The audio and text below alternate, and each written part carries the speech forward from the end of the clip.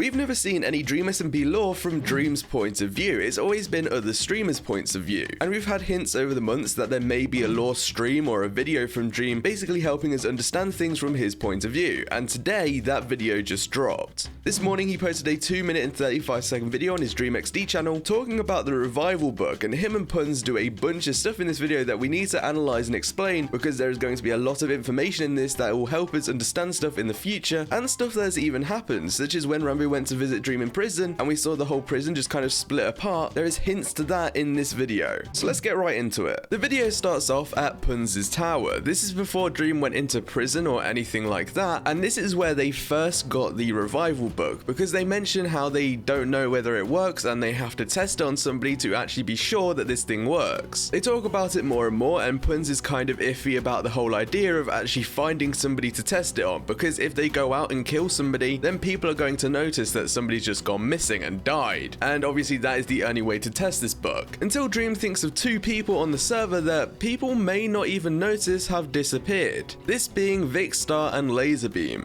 Now taking a look at this room, you can see there is a map of the mainland of the SMP right in the middle, and there's a few wither skulls and wither roses. This is kind of a pretty common theme throughout the whole storyline. We always see wither skulls and wither roses, whether it be in a actual wither or just in Carl's tales from the SMP. There's also one shot where it fully focuses on a wither skull, so I wonder if that's foreshadowing something or a kind of hint to something. Dream and Puns then proceed to kidnap Vikkstar and Laserbeam and take them through a forest and to a laboratory looking building. I don't think we've ever seen this building before, but I assume this won't be the last time we ever see it, and I'm going to take a wild guess and say that this is probably where Dream is hiding out right now after escaping from the prison. And once they arrive at this kind of laboratory, we see a montage of Dream and Puns killing both of the characters in multiple different ways. And from what I've noticed from slowing down the footage and looking at every single way that they've actually tried to kill them, a lot of these deaths and kind of ways of killing people have been seen on the server before. For example, the first one is an obsidian box with crying obsidian in the walls as well. This is literally identical to the prison, just a bit smaller. So maybe this was preparation for him going into the prison, and he was testing that if he does die in this obsidian box, then he can actually be revived by the revival book. Then there's one where there's a falling anvil, and as we know, Techno was almost killed by a falling anvil. And then there's a firework crossbow, which Techno used to kill a bunch of people as well. What I'm trying to say from this is that he's trying to test out as many different ways of killing people as possible, and maybe the reason for this is because he wants to find a way that will make you unrevivable. Because from the start of this video, all we've known is that he wants to test if the revival book actually works, and once you killed these 2 characters once and revived them, you know it works, so why go on to kill them multiple times and bring them back to life? And the only idea I can think of is that he's trying to find one method of killing people which just makes it impossible for the revival book to work, whether that be dropping an anvil on somebody's head or blowing them up with a crossbow. He's trying to find that one way so that when he potentially kills somebody and he wants to make it permanent, then he'll know how to do it. We then move on to a scene which shows Rambo and Dream facing each other whilst a bunch of the blocks from the prison are flying up into the sky. In the corner is a smiley face which has been typed in the chat by Dream, and what I'm taking away from this is that this is what it's like for Rambo when Dream takes over him, because we've seen a similar thing to this before. When Rambo went to visit Dream in prison, he went into his cell and everything kind of got messed up. All the blocks started flying upwards and everything was crazy. And a few days before that, Rambo received a book which just had a smiley face in it, which was basically telling Rambo to go visit Dream in prison. It's a really simple message actually, so I don't see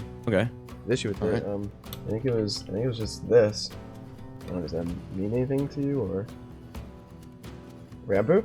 Now, I assume that this smiley face is some sort of way for Dream to take over or control Rambo, but it also gives me the idea that instead of Rambo being linked to Dream, Rambo is actually linked to the revival book, because surely we would have seen Dream take over Rambo beforehand, and now that Dream has mastered the revival book by testing it on Laserbeam and Vikkstar, he's now able to use this book to then take over Rambo. And during this same scene, you'll see TNT being placed and then lit on fire, which is obviously the time where Tommy went to visit Dream in prison and the prison got put on lockdown due to an explosion. And knowing this, we can assume that Dream took control of Rambo and made Rambo blow up the top of the prison. We can also see that he's invisible because there's a few particles and obviously you literally can't see him, so he's invisible while setting alight this TNT. The next scene shows Rambo and Bad Boy Halo meeting up and Bad Boy Halo dropping a bunch of maps onto the floor for Rambo. Now before he actually drops these maps on the floor, Bad Boy Halo looks left and right as if he's not meant to be meeting up with Rambo, and as if he's looking out for for other people so that this can be a secret kind of deal. Now what I'm assuming that these maps are is blueprints to the prison, which may mean that Bad Boy Halo and Dream are actually still partnered up, similar to how Puns and Dream are, and that Dream has asked Bad Boy Halo to give these blueprints to Rambo because Dream can control Rambo.